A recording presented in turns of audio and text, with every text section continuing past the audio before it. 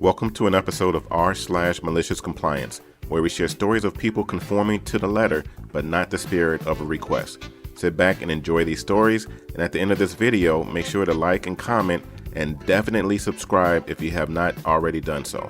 Enjoy. And this story is posted by u/long-suffering squid. Always physical work first. The background. I work in the operations department at my company. A lot of what we do involves data entry, taking the paperwork our customers send us and entering it into our computer system. For this reason, we are often called the order entry group. However, data entry isn't all we do. We're also one of the groups that deals with customer credit card info, compliance with federal regulations, and fulfillment of government contracts, among other sensitive subjects. The senior team members, such as yours truly, are often unofficially on a first-name basis with some very important, very serious people who need you to solve their problems yesterday. To put a fine point on it, we only look like an entry-level position. People who understand this give us our due respect, often because we can and have moved mountains for them. People who don't understand, who only see us as order entry, we don't really have the time to deal with them until one of them becomes our boss. The setup. At the time our story takes place, my group was processing between 1,000 and 2,000 orders a day. We're not a large group, only a dozen or so, and most of the submitted orders were still coming in on physical paperwork. Some of our orders had started coming in online, and as an experienced operator, I was put in charge of a small test queue to see if online ordering would be viable. These were real orders, but only about an hour of work a day, and I cleared them out handily. Another important note. There was always physical work on our shelves. We got a late shipment every night that was expected to be done first the following morning. Enter clueless supervisor, our new boss. Let's call her Portia. Portia is old school, but not in a good way. She's an authoritarian and micromanages. She has never done our job and sees us as just order entry, and she doesn't hold with our newfangled online ordering system. Physically present work is king. She is actually a fairly pleasant person, but her word is law. Portia doesn't like it when we're doing things other than entering orders, things like the rest of our job. She doesn't like that I put the online orders first. I'm not. I'm treating them with the same priority as the other real physical work. She insists that the physical work must all be done before the online orders can be processed, but as you may recall from above, the physical work is never completely done.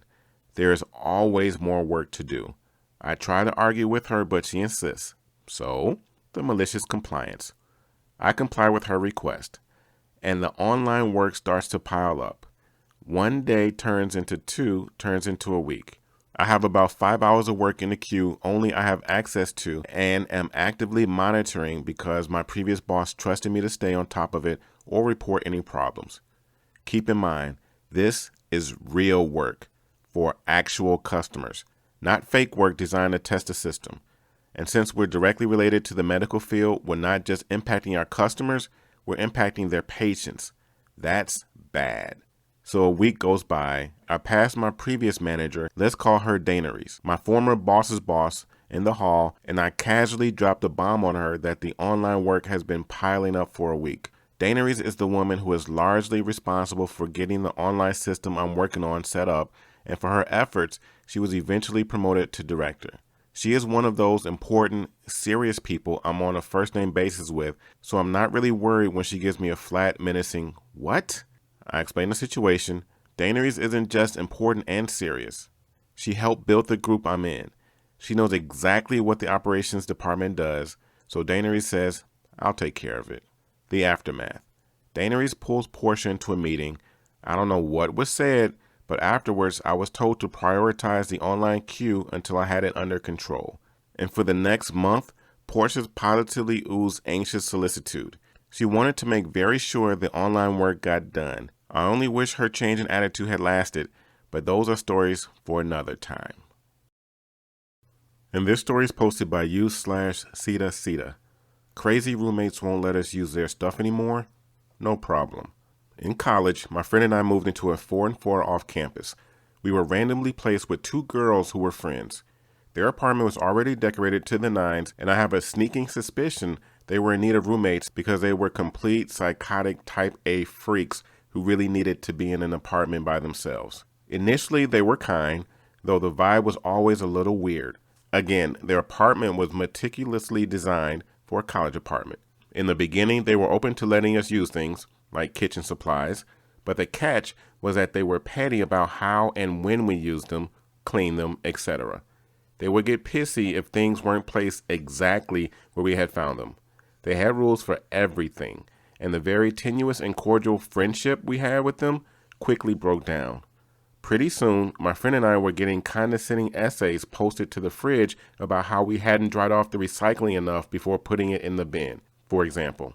Once my friend and I had had enough and began pushing back against their rules by simply voicing that they were sharing an apartment, not having 2 house guests in their apartment, everything went to spit. They stopped talking to us, would hide in their rooms when we were there. One of them had a cat and he disappeared. She would hide him in her tiny room whenever we were around. They posted a letter saying we could no longer use anything in their home. The trash bin, utensils, bowls, placemats, and we were not allowed to touch her cat. While in talks with the property managers about getting the hell out of there, my friend and I went to Walmart and bought the most hideous, infantile, cheap spit that would clash with their decor as much as possible. Elmo and Doc McStuffins placemats, those alphabet magnets, which we placed haphazardly all over the fridge, a second giant trash can and recycle bin, our own Walmart level home decor, picture frames, and knickknacks. Every room we were in, we would move spit just slightly off center, picture frames, placemats, a picture on the fridge. We also spent as much time as possible in the common areas, laughing and having a grand old time.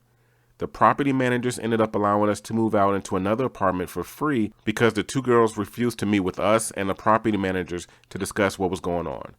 I still hate those petty butches, but I loved my Elmo placemat. Edit. I would like to make it clear that my roommate and I genuinely tried our best to be respectful, polite, and kind to these girls and their things when we first moved in. We were not messy and always cleaned up after ourselves.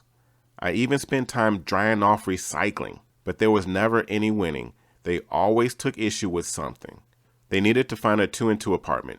After they forbid us from using their things, they went so far as to physically remove 2 of the 4 placemats. We had no choice but to supply our own.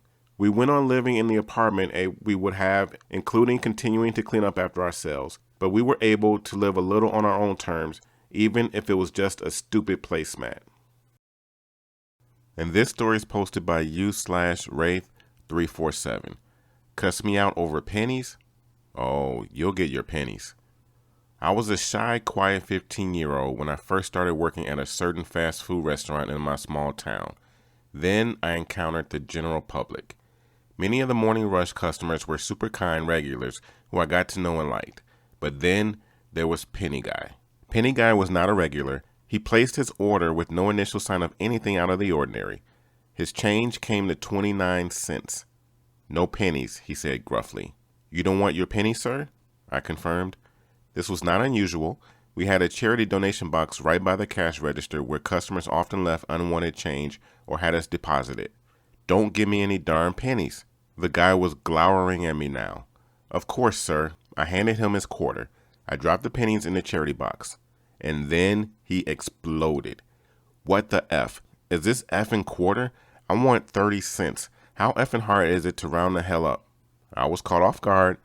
I'm sorry, sir, but I can't give back extra change. We donate what customers don't want, and it all goes to charity.